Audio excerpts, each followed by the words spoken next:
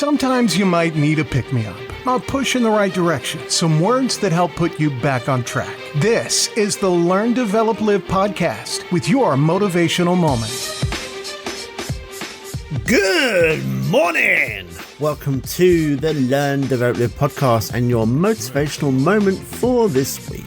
My name is still Chris Jaggs. I'd like to thank you for joining me on another chapter of the LDL adventure.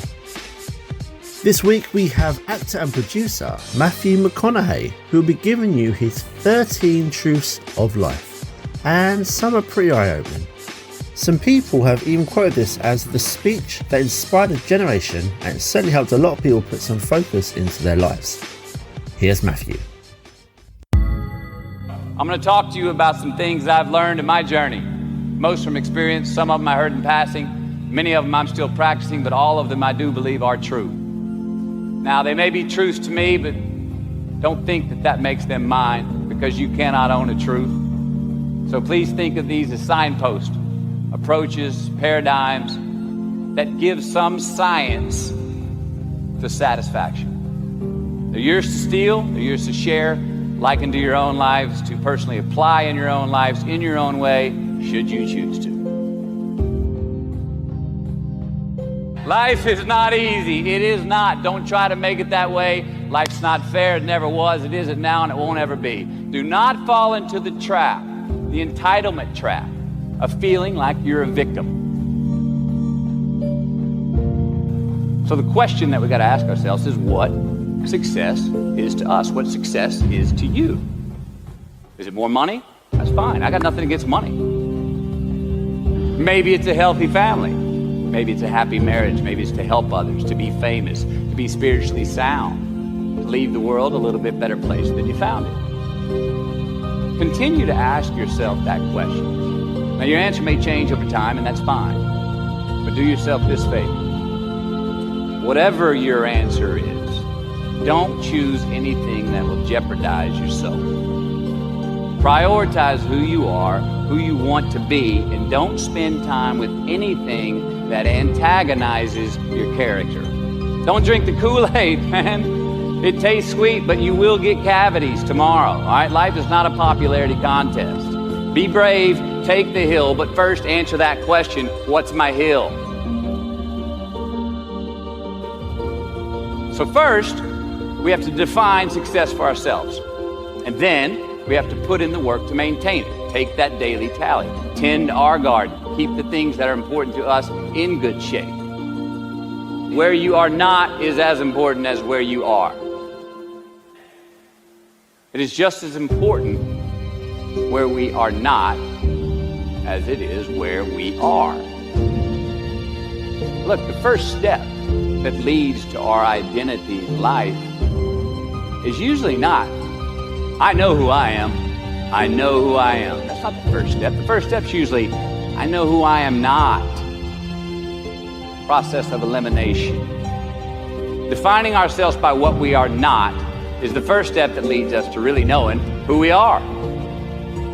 You know that group of friends that you hang out with that they really might not bring out the best in you? You know, they gossip too much, or they're kind of shady. They really aren't going to be there for you in a pinch. Or how about that bar that we keep going to that we always seem to have the worst hangover from? Or that computer screen, right? That computer screen that keeps giving us an excuse not to get out of the house and engage with the world and get some real human interaction. Or how about that food that we keep eating, the stuff that tastes so good going down, it makes us feel like crap the next week, when we feel lethargic and we keep putting on weight? Well, those people, those places, those things, stop giving them your time and energy. Just don't go there. I mean, put them down. And when you do this, when you do put them down, when you quit going there, and you quit giving them your time, you inadvertently find yourself spending more time and in more places that are healthy for you, that bring you more joy. Why? Because you just eliminated the who's, the where's, the what's, and the when's that were keeping you from your identity. Like, trust me, too many options, I promise you this, too many options will make a tyrant of us all. All right, so get rid of the excess, the wasted time. Decrease your options. If you do this, you will have accidentally, almost innocently, put in front of you what is important to you by process of elimination. Knowing who we are is hard. It's hard. So give yourself a break. Eliminate who you are not first, and you're going to find yourself where you need to be. Instead of creating outcomes that take from us, let's create more outcomes that pay us back, fill us up, keep your fire lit, turn you on for the most amount of time in your future. These are the choices I'm talking about, and this is the beauty of delayed gratification. All right, tee yourself up. Do yourself a favor. Make the choices, the purchases today that pay you back tomorrow. Residuals. Get some ROI. You know what that is? Return on investment. Your investment. You. Customize your future. Dissect your successes and the reciprocity of gratitude. We so often focus on failure, don't we? We study failure. We obsess with failure. We dissect failure and our failures. We dissect them so much we end up intoxicated with them to the point of disillusion. And when do we write in our diary? Usually when we're depressed. What do we gossip about? Other people's flaws and limitations. And we can dissect ourselves into self-loathing if we're not careful. I find that most of the times our obsession with what is wrong just ends up breeding more wrong, more failure. The easiest way to dissect success is through gratitude. Giving thanks for that which we do have, for what is working. Appreciating the simple things we sometimes take for granted. We give thanks for these things, and that gratitude reciprocates, creating more to be thankful for. It's really simple, and it works. Now, I'm not saying be in denial of your failures. No, we can learn from them too, but only if we look at them constructively, as a means to reveal what we are good at, what we can get better at, what we do succeed at. We try our best, we don't always do our best. Well, architecture is a verb as well. And since we are the architects of our own lives, let's study the habits, the practices, the routines that we have that lead to and feed our success. Our joy. Joy is the feeling that we have from doing what we are fashioned to do, no matter the outcome. Our honest pain, our laughter, our earned tears. Let's dissect that and give thanks for those things. And when we do that, guess what happens? We get better at them, and we have more to dissect. I'm talking about the ones that we make with ourselves, with our God, with our own consciousness. I'm talking about the you versus you obligations. We have to have them. Now again, these are not societal laws, expectations that we acknowledge and endow for anyone other than ourselves. These are faith-based obligations that we make on our own. These are not the lowered insurance rates for a good driving record. You will not be fined or put in jail if you do not gratify these obligations I speak of. No one else governs these but you. They are your secrets with yourself, your own private counsel, personal protocols. And while nobody throws you a party when you abide by them, no one's going to arrest you when you break them either, except yourself. Be discerning.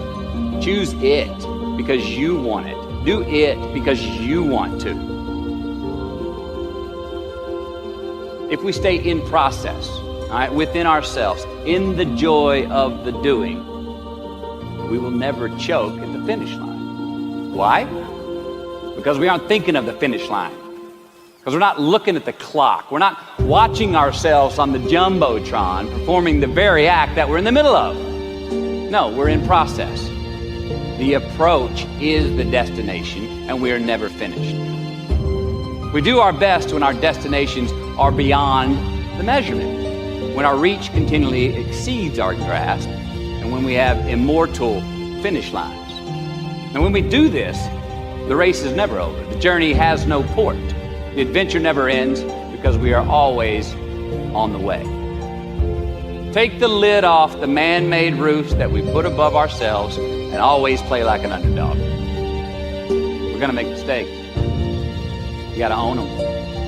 Then you gotta make amends. And then you gotta move on. Guilt and regret kills many a man before their time. So turn the page, get off the ride. You are the author of the book of your life. And that was Matthew McConaughey with his truths about life. Now, defining your success is essential. Everyone has their own form of success. Whether you want to get into shape, become wealthy, or have a better relationship with your partner or your family. Success is the reaction of your outcome. Change your mind and change your behaviour. If you change your behaviour, you change your life. One day, your entire life will pass right in front of your eyes, so make sure it is well worth watching.